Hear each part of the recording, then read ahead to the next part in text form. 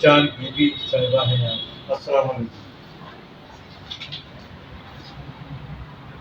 Madam آپ کا تعلق کس پاکستان کے کس صوبے سے ہے؟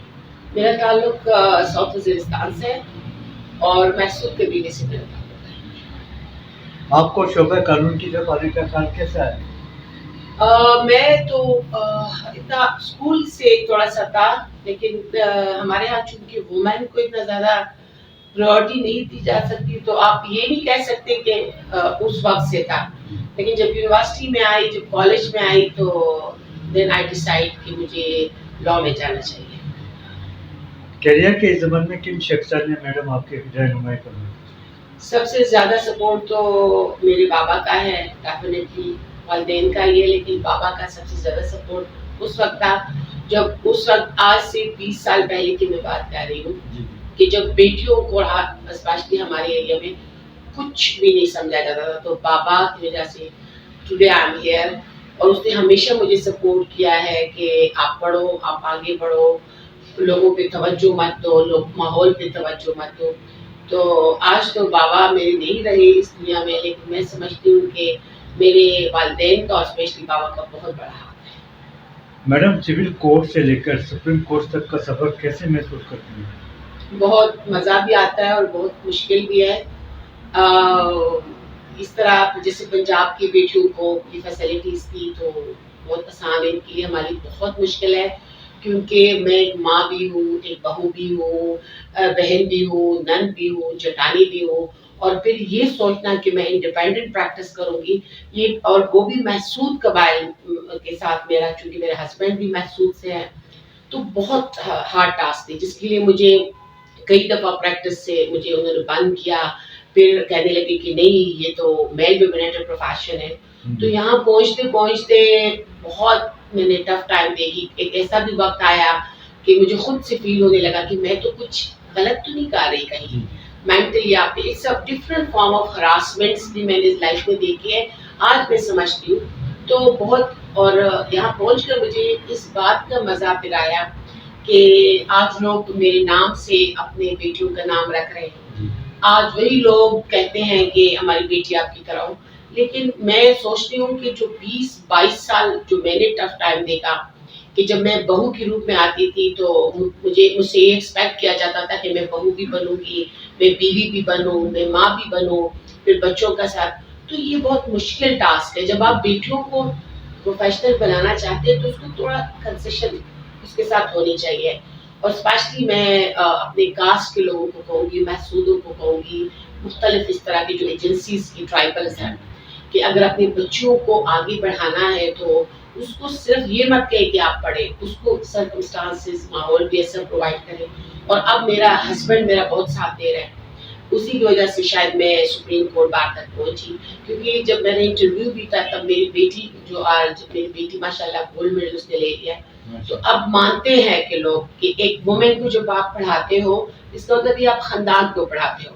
اور جتنا فرق ایک ماں لا سکتی ہے، میرا نہیں خیال کہ وہ ایک مرد لا سکتا ہے. میڈم ایک خاتون وکیل کی ہوتے ہوئے آپ کو کن پریشانی سے گزرنا پڑا؟ میں چونکہ دو اس بات سے اس سوال پہ، میں چونکہ فیملی ایشوز میں اتنی انوالو تھی، مجھ پر معاشرتی اتنا دباؤ ہوتا تھا کہ مجھے اتنا زیادہ پریکٹس میں ہراسمنٹ سب کا سامنا نہیں کرنا پڑا. اور مجھے اسلام آباد بار کی وجہ سے بہت سپورٹ ملا ہے. اور میں آج یہ کہتی ہوں کہ اگر پروفیشنلی میں دیکھوں تو مجھے اسلام آباد بار کی سینئرز نے بہت سپورٹ کیا ہے، بہت وہ کیا ہے کہ مجھے آج بھی یاد ہے کہ جس دن میں ایک قلم کے ساتھ بار میں انٹر ہوئی تھی تو میرے گھر والوں نے نہیں سپورٹ کیا، لیکن اسلام آباد بار نے. تو پروفیشنلی مجھے ایسی کوئی ہراسمنٹ کا اتنا سامنا نہیں ہوا. مجھے یہ اندازہ ہو گیا تھا کہ اسٹڈی اسٹڈی اسٹڈی، کیونکہ بابا کے ایک تھا کہ اسٹڈی اسٹڈی اسٹڈی اور اپنے کام سے کام رکھو. اور بلکہ سپورٹ کیا ہے کافی سارے، تو میں ان کی شکر گزار بھی ہوں. میڈم آپ کے پاس سب سے زیادہ کیسز کے مقدمات کیا ہوں؟ ایز اے وومن میرے پاس تو فیملی میٹر زیادہ آتے ہیں اور کر بھی زیادہ رہی ہوں، لیکن میرا اسپیشلٹی سروس میٹر رہی ہے. میں مور دین 800 سروس اپیل کر چکی ہوں. تو میری اسپیشلٹی چونکہ جس چیمبر سے میرا تعلق تھا اس نے مجھے سروس میٹر میں ڈالا، اس وجہ سے. میڈم ماضی اور آج کی عدالتوں کی کارکردگی، ججمنٹ اور جج صاحبان کی خدمات کے معیار میں کیا فرق محسوس کرتے ہیں؟ آج کے ججوں کا تو معیار آپ کو انٹرنیشنل میڈیا سے اندازہ ہو چکا ہوگا، کیونکہ جب ہم پہلے پریکٹس کر رہے تھے تو ہم کھوکھو میں بیٹھتے تھے، لیکن وہاں پہ لائرس کام بہت سینئرس کرتے تھے، ٹرائلز ہوتی تھی، ایویڈنس ہوتا تھا، میرٹ پٹیشنز ہوتا تھا، اور ججز بھی وہی آگے آتے تھے جس کا ایک ہسٹری ہوتی تھی۔ آج تو فیوریٹ لوگوں کو جج بنایا جاتا ہے، اور منی کا اتنا ایک وہ ہو گیا کہ آج اور اس کی ججمنٹ میں بھی فرق آ گیا ہے، ایون پروفیشنل اسٹینڈرڈ میں بھی فرق آ گیا ہے۔ اور میں سمجھتی ہوں جو مختلف پرائیویٹ لا کالجز آ گئے ہیں تو انہوں نے بھی تھوڑا ہمارا لیول کم کر دیا ہے۔ تو پرانے زمانے کا ایک وکیل یا ایک جج جتنا وہ لا کو سمجھتا تھا آج اتنا نہیں ہے۔ میڈم، وکلا کا کردار اپنے کلائنٹ کے ساتھ شاندار ہے۔ سوال یہ ہے کہ وکلا اپنے کلائنٹ کے مسائل کے حل کرنے میں کامیابی کے ساتھ سماعت کے وقت کیا کردار ادا کرتے ہیں؟ وکیل اگر چاہے تو ڈیفینیٹلی کلائنٹ کو 110% سپورٹ دے سکتا ہے، لیکن جو اب ہماری وکالت ہے وہ سیاست کی نظر ہو گئی ہے۔ اب ہمارے بار میں اتنی پولیٹکس آ گئی ہے کہ اب ہمارے بار میں پروموشن سیکشن کی بجائے الیکشن کو ٹرانسفر ہو گیا، تو اب وکیل اتنی محنت نہیں کرتا، اتنا کلائنٹ اس طرح سپورٹ نہیں کر رہا جتنا کرنا شروع کیا۔ ان کو ہمیں پتہ چل گیا ہے کہ جو پریکٹس لوئر ہے they are just like clerk, اور جو الیکشن اور میں ہی سمجھتی ہوں کہ یہ بعد میں ہر سال کے الیکشن میں بھی ہمارا لیول ڈاؤن کیا، اب بات اس کو ووٹر کے حساب سے دیکھ رہا ہے، اور الیکشن بھی وہی چند لوگ کر رہے ہیں، ایک مونوپلی بنی ہوئی ہے۔ تو میرے تو خیال ہے کہ وکیل ڈیفینیٹلی 110% کرے گا، کہ وہ کیوں کرے، اس کو پتہ چل رہا ہے کہ میں چند سیکشن پڑھ کے آئی ہوئی اور دوسرا بندہ الیکشن ٹیم کے صدر بن کے میرا سینئر ہو گیا۔ تو تھوڑا سا ایک ڈاکٹر کی سینئرٹی کو اگر آپ آپریشن اور اس پر کریں تو اٹس گڈ، بجائے کہ آپ الیکشن پہ کریں۔ تو ہمارے یہاں الیکشن میں اتنا وہ کر لی، ایون پاکستان بار کا الیکشن ہوگا نا تو جو پاکستان بار میں جو لوگ ہیں وہ کیسز میں تو اتنے اپیئر نہیں ہوتے، وہ ووٹ کلیکٹ کر رہے ہیں، ان کی مزاجوں کو دیکھ رہے ہیں، ایون جو انلیگلٹیز ہے اس کو ہم نہیں پکڑ سکتے کیونکہ ہم نے اسی پر کل کو ووٹ لینا۔ تو یہ وجہ ہے کہ بعد میں بہت سے لوگ، میں سنتی ہوں ممبر ہی نہیں ہے، بہت سے لوگ ایسے ہیں جن کی ڈی پی اے جعلی ہے، لیکن ہم کارروائی بڑی مشکل سے کرتے ہیں کیونکہ انہیں لوگوں نے تم کو سپورٹ کیا ہوتا ہے۔ تو اس لیے وکیل تھوڑا سا اپنے اس جو ڈیلیور کر سکتا ہے اس میں میرے خیال میں اسٹل کامیابی ہوا۔ میڈم، پاکستان کی عدالتوں میں عمومی طور پر مقدمات کی طوالات کے اسباب کیا ہوتے ہیں؟ مقدمات کی طوالات کے اسباب کیا ہوتے ہیں؟ سوالات ظاہر کوسچن آف فیکٹ سے ریلیٹڈ ہوتا ہے، کچھ انڈائریکٹ ہوتا ہے، کچھ ڈائریکٹس ہوتے ہیں۔ تو جو ریلیونٹ فیکٹس ہوتے ہیں، جو سرکمسٹانشل ایویڈنس ہوتے ہیں، تو یہ سارے مطلب ایون کیس ہمارے جو ہے وہ آپ کی ایویڈنس پہ ہی بنتا ہے اور ایویڈنس پہ ہی خراب ہوتا ہے۔ اور ہمارا جو چونکہ لیگل سسٹم آپ کو پتہ ہے قانونی شہادت اور سب سے مشکل، اور میں کہتی ہوں جس بندے کو قانونی شہادت پہ ہولڈ ہوتا ہے وہ بیسٹ لائر ہوتا ہے۔ اس میں آپ کی دو چیزیں ایویڈنس اور اس میں پھر کلاس، تو وہ ڈیفینیٹلی ایویڈنس کا ہوتا ہے، اور ہمارے ہاں ایویڈنس پہ بہت اچھے ہولڈ رکھنے والے لائرس بھی ہیں اسپیشلی۔ تو یہاں پہ 100% فائل ہی لوور کورٹ میں بنتی ہے۔ میں نے پاکستان کی عدالتوں میں تقریباً 25 لاکھ کے قریب کیسز التوا کا شکار، کلائنٹ پریشان، ذمہ دار کون؟ ظاہر ذمہ دار ہمارے سب سے پہلے تو اعلیٰ عدلیہ ہے، سپریم کورٹ ہے۔ ابھی جیسے بھٹو صاحب کا کیس کل ہم نے ختم کر دیا، مجھے یہ بتائیں کہ آپ بھٹو صاحب کے کیس کے لیے میری اوپینین رونگ ہو، کریکٹ نہ ہو، لیکن میں یہ سمجھتی تھی جب میں یہ دیکھ رہی کہ آپ بھٹو صاحب کے لیے 9 ممبر کا بینچ بنا رہے ہیں جبکہ وہ سب کچھ ختم ہو گیا، ہم اس کا کچھ نہیں بگاڑ سکتے، تو آپ عوام کے لیے ایسے فاسٹ بینچ کیوں نہیں بنا رہے؟ پہلی بات۔ دوسری بات یہ کہ جو سپریم کورٹ ہے وہ سیاسی کیسوں میں اتنا انٹرسٹ کیوں لے رہی ہے جتنا سنگل عوام میں سول اپیل اور کرمنل اپیل تو آج کل سپریم کورٹ میں لگتی نہیں ہے، ٹھیک ہے؟ تو مجھے یہ بتائیں کہ ججوں کا اپنا موڈ نہیں ہے اس کو سالو کرنے کا، کبھی چھٹیوں پہ چلے جاتے ہیں، کبھی ایک لیڈر کو بلاتے ہیں، کبھی دوسری لیڈر کو، وہ مطلب ایک عمران خان کو 2 مہینے آپ نے عدالتوں میں بھی سجا کے رکھا اور اخباروں میں بھی رکھا، کیا اس ملک میں کوئی پالیسی نہیں ہے عمران؟ تو کبھی ملک نے یہ کیوں نہیں کہا، سپریم کورٹ یہ کیوں نہیں کہہ رہے کہ ایجوکیشن کا ریشو کیوں کم ہو رہا ہے، بزنس کا کیوں کم ہو رہا ہے، لوگ کیوں جا رہے ہیں اسپتالوں کے؟ کیا نہیں، ہمارے سپریم کورٹ میں ایسا نہیں ہے، ہمارے تو سارے پولیٹیکل لیڈر ہیں، تو میرے خیال میں 6 مہینے میں تو ہم نے ابھی تک ایک فیصلہ بھی نہیں دیا ہوگا، تو اعلیٰ بھی ہے رسپانسبل۔ میڈم، حال ہی میں سپریم کورٹ سمیت ہائی کورٹ کے جج صاحبان کا اپنے عہدوں سے مستعفی ہو گئے. جج صاحبان کی کمی بھی ہے عدالتوں میں. تو سوال یہ ہے کہ آپ کی نظر میں مسئلہ کیا ہے جو کہ جج صاحبان مستعفی ہو رہے ہیں؟ ایکچولی تقریباً 30 to 40 ایئر سے مجھے یہ فیل ہو رہا ہے کہ ایک پلاننگ کے تحت ہماری جوڈیشری کو کمزور کیا جا رہا ہے.